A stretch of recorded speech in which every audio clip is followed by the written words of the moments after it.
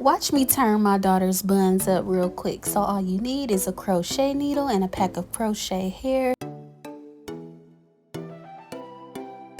I got this hair at my local beauty supply store for only $5. So you're going to insert your crochet needle, attach the hair to the hook, pull it through, and pull the hair to the root, and boom, just like that, your crochet is attached. And we're going to take it loose, tighten it a little bit, and then we're going to crochet 10 twists onto her natural bun.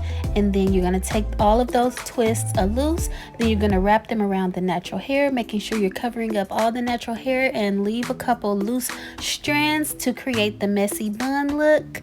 And then you're going to secure your bun with a rubber band. And I'm going to repeat those same steps on the other side of her hair. And I added a couple butterfly clips for a little razzle dazzle. And just like that, you have a super cute $5 hairstyle. Only took 15 minutes to do. Thanks for watching. Bye.